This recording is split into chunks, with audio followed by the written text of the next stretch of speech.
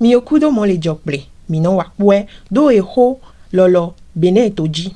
Bene chioyo samon. Dahomey. Cette série va se terminer avec 3 vidéos portant sur les lieux à visiter du nord au sud avec d'autres petits détails. La vidéo précédente nous parlait du royaume plat, grand popo. Et cette vidéo nous parlera de notre royaume voisin. Il s'agit d'un des plus grands royaumes de l'Afrique de l'Ouest, le Dahomey. Enfin! La langue que j'ai parlé était le Adja. Je ne sais pas pourquoi, mais je me suis dit pourquoi pas. Je pense pas que ça a un rapport, mais je me suis dit pourquoi pas parler le Adja. Le royaume du Dahomey, ou Dahomey, était un puissant État africain situé au sud de l'actuel Bénin. Donc en fait, il ne constituait pas tout le Bénin, c'était une partie du Bénin. Et il était actif entre le XVIIe et le XIXe siècle. Fondé sur le plateau d'Abomey, il va devenir une puissance régionale grâce à ses différentes conquêtes, dont le port de Ouidah, et va jouer un rôle central dans la traite des esclaves. Organisé autour d'une administration centralisée, d'une armée qui comprenait les célèbres Agodji, c'est-à-dire les Amazones, et d'un commerce assez fleurissant avec les Européens, il était aussi connu pour ses sacrifices humains. Après son annexion par la France en 1894, il va devenir la colonie du Dahomey et son économie va s'orienter sur l'agriculture, notamment le palmier à huile. Indépendant en 1960, il va devenir la République populaire du Bénin en 1975 comme ça, avant d'adopter la démocratie en 1990. Le territoire comprenait d'autres royaumes assez influents comme Rogbonu, Alada, Bariba, Ouidah, Grand Popo, etc. Mais le Dahomey restait le plus puissant, marqué par ses luttes de conquête. C'est juste pour dire que Abomey a avalé tout autour de lui. Voilà, comme dame, je parle brièvement et après je détaille. Vous voilà donc devant votre écran de téléphone, de télévision, de portable, ce que vous voulez, ou d'ordinateur, pour me regarder raconter l'histoire de mon pays. Avant de continuer, n'oubliez surtout pas de liker, de commenter, de vous abonner, de partager et d'activer la cloche de notification. On parlera encore, et cette fois-ci, de façon assez dosée, de l'esclavage, de la traite négrière, ainsi de suite, avec des thèmes qui ne vont pas plaire à tout le monde. Donc si vous êtes dans le cas, zou. Aussi, je n'ai pas la science infuse ni la vérité absolue et ce que je raconte aujourd'hui a été raconté avant moi et le sera après moi. C'est tout à fait normal qu'il y ait des erreurs. Donc si c'est le cas, priez de le corriger de façon courtoise. Voilà.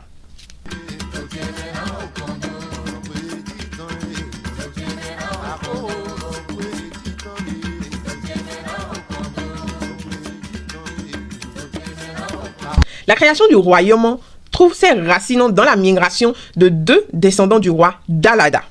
Tandis que l'un va se diriger vers le nord, l'autre va s'établir au sud pour fonder son propre empire. Il s'agit de Rogbonu. Aux environs de 1600, le royaume d'Alada, également appelé royaume des Ardres par la déformation, va voir le jour. Des luttes de succession vont entraîner ensuite la formation du royaume d'Abomey et de Adjache, encore appelé royaume de Rogbonu et aujourd'hui appelé Porto Novo. Le royaume d'Abomey, plus tard renommé Dahomey, en raison d'une probable déformation européenne. Il résulte aussi d'une migration depuis le royaume d'Oyo et Ketou, selon d'autres sources, d'alliances matrimoniales entre Adja ou Aja et les populations autochtones de Guédevi. On considère aussi souvent que Arorwegbaja, 1645 à 1685, est le véritable fondateur du royaume de Dahomey. Ce roi bâtisseur fit en fait édifier les différents palais au royaume d'Abomey et va élargir son royaume grâce à des raids et des conquêtes.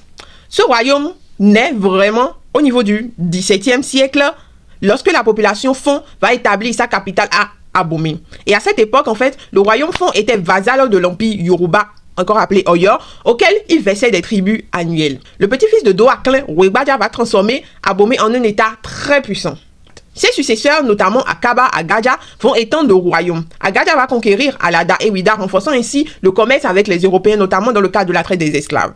À la suite de l'absorption d'Alada et de Ouidah, le royaume va prendre le nom de Dahomey. Adjache, c'est-à-dire Porto Novo, va plutôt lui s'en détacher vers le XVIIIe siècle. À son apogée, le Dahomey va s'étendre du littoral, comprenant la bouche des rois, c'est-à-dire vers Grand Popo là-bas, jusqu'à des territoires à l'intérieur des terres bordées par la rivière d'Abomey à l'ouest et la rivière de l'est, c'est-à-dire ils ont avalé Ketou, Alada et consort. Les différents noms, Dahomey, partagent une origine assez semblable. D'après différents dires, Wesu Akaba, considéré comme en fait le 4e roi dans la chronologie moderne, aurait demandé des terres supplémentaires au roi local Dan, puisqu'il a quitté Alada lui pour aller s'installer là et il trouvait que ça suffisait pas, donc il demandait qu'on lui donne des terres en plus. Ce qui se passe à chaque fois quand il y a des migrations qui vont vers des territoires où gens s'étaient déjà un peu occupés. Et du coup, le Dan va se moquer de lui et va lui retoquer: si je vous accorde encore du terrain, vous finirez par bâtir sur mon ventre.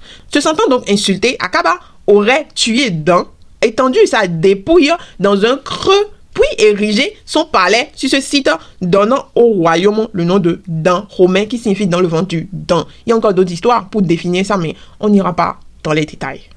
Les Français, notamment, avaient installé leur comptoir de traite sur la côte Ouida. Et en 1851, c'est le roi Guézo qui va accéder au trône après un coup d'état. En 1818, comme ça, lui va libérer le peuple de cette dépendance-là. Bien que Guézo ait été un roi assez controversé, il va être reconnu comme l'un des souverains les plus puissants du Dahomey. Et son fils Glélé, qui va le succéder à sa mort en 1858, va régner lui jusqu'en 1889. Glélé, lui, il a mené des campagnes militaires victorieuse contre les Yoruba, mais il va se heurter à chaque fois aux Britanniques qui vont œuvrer pour l'abolition plus tard de la traite des esclaves. Glélé fut ainsi le dernier roi indépendant du Dahomey, parce qu'après lui, il y a eu les protectorats. Son fils Béranzin va le succéder en 1889. Si vous regardez la vidéo de Béranzin, c'est que vous connaissez les détails. Et sous le règne de Béranzin, la tête négrière va finalement définitivement être abolie. Toutefois, une guerre va éclater entre le Dahomey et la France, c'est-à-dire la guerre, il y a eu 2 guerres franco-dahoméennes.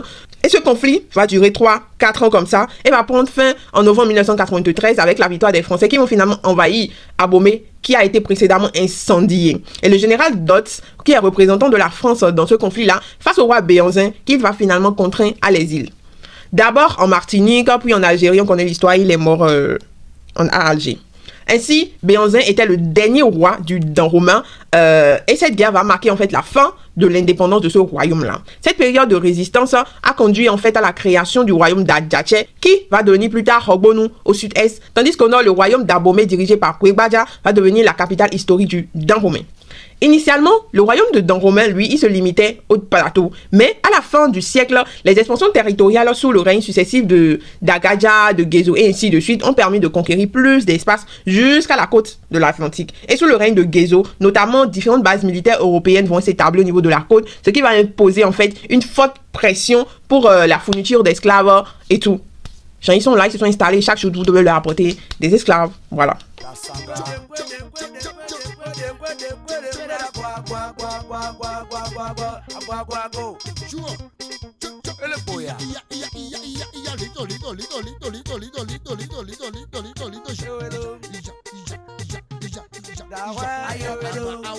Glélé, successeur de Guézo, lui va continuer cette politique de leur envoyer des esclaves, bien que sa relation avec les Français va devenir de plus en plus conflictuelle. Et le traité de 1863 va permettre aux Français maintenant de s'installer bien à Cotonou, mais cela va être perçu comme une menace pour la souveraineté de Béanzin, que lui n'était pas d'accord. C'est là que lui il a dit non.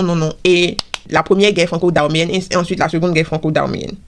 Les troupes françaises, dirigées par le général Alfred Dodds, ayant capturé et déporté le roi Béanzin, annexent donc la région et placent Agboli Agbo sur le trône. Cependant, face à sa résistance à lui aussi à l'autorité coloniale, les Français vont dissoudre le royaume et exiler aussi Agboli Agbo. Ce dernier sera finalement autorisé à revenir en 1910 à des fins de cérémonie et l'installer en pays Tchabé.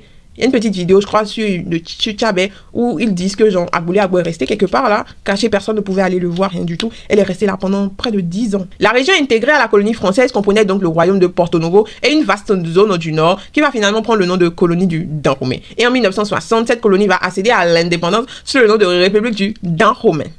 Ce nom est conservé jusqu'en 1975 lorsque le pays va devenir République populaire du Bénin avant d'être rebaptisé République du Bénin en 1990. Voilà, nous sommes à la fin de ma vidéo. C'est un gros récap de toutes les vidéos de la série de Story Mass. Akpenomi, non et Sachendi Kodong to, Wenouhoui dans Rometome. Egbe Isaba, non ça dit ito, Wenouhoui, Nuboji. Merci d'avoir suivi cette vidéo. J'espère que cette vidéo vous a captivé. Si c'est le cas, n'oubliez pas de vous abonner, de liker, de commenter, de partager. Et à très bientôt. En fait, on est à la fin. Donc, tout ce que je dirais, c'est à dans 2 vidéos pour ne plus du tout avoir de voyage dans le passé.